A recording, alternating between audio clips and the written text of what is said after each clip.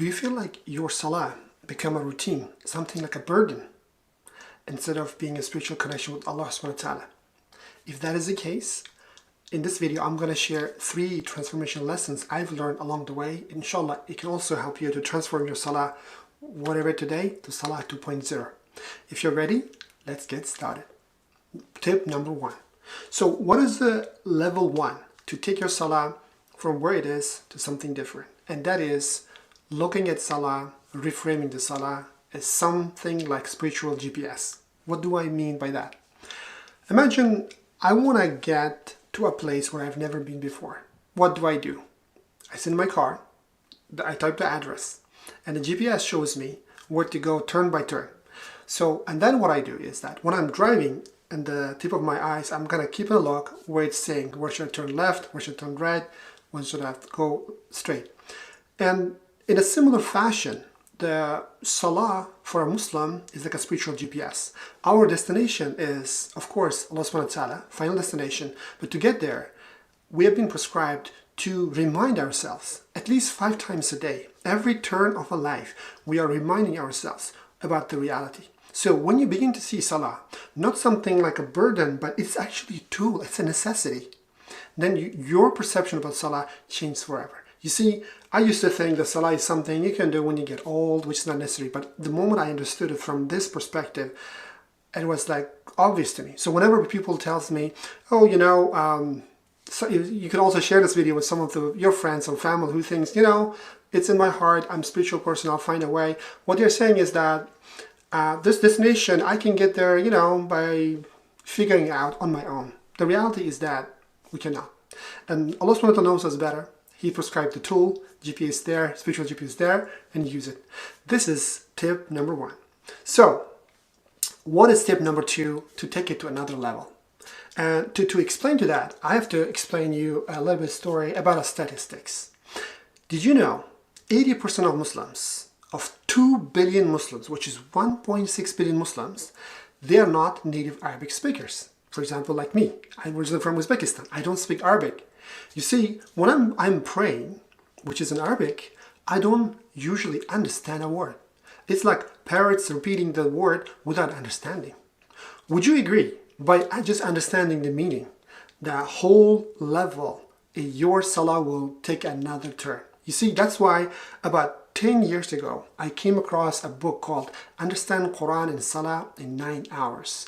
It's a beautiful book. It's a beautiful project, understandquran.com.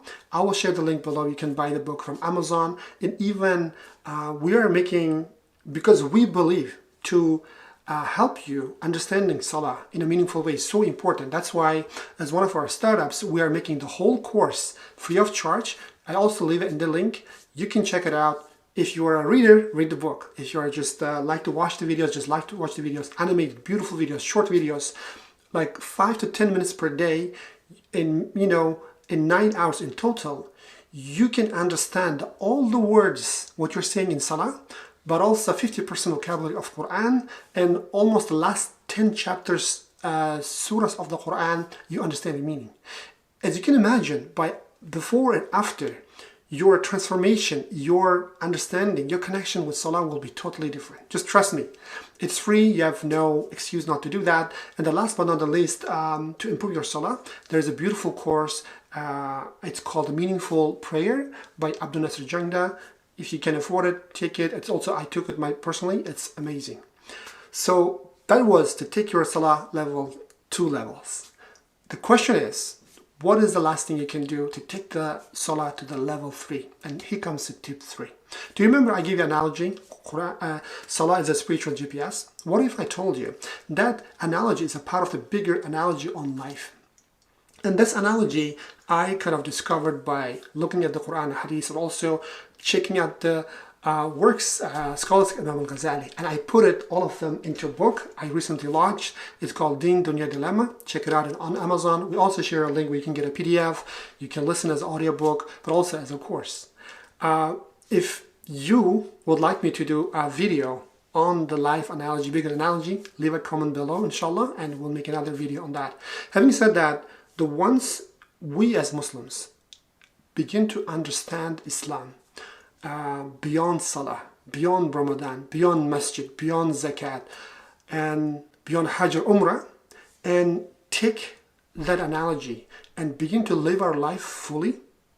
And it's at that moment our life worldview takes a whole turn. Then the salah doesn't become a burden. The salah becomes something as a part of the whole journey.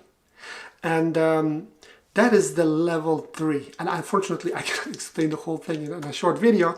I just want to give you 3 things. Just sum it up. First, salah is a spiritual GPS. Number 2, understand the meanings of salah in Quran with the link below. And the last, check out the book for the full analogy. And if you want me to do the analogy of life, just leave a comment. We'll do that. And I hope you benefit from this. By the way, if you know any other tips, please comment below and other people can really benefit, inshallah. And maybe we will do another video. And if you like the content, remember to subscribe and share with others. Remember, if you share with others, if somebody is going to watch this video and begin to pray with understanding, with sincerity, and with khushu, just because of you, and you will get the reward. And hopefully by that, we will get the reward together. Having said that, I will see you in the next video. Assalamu alaikum.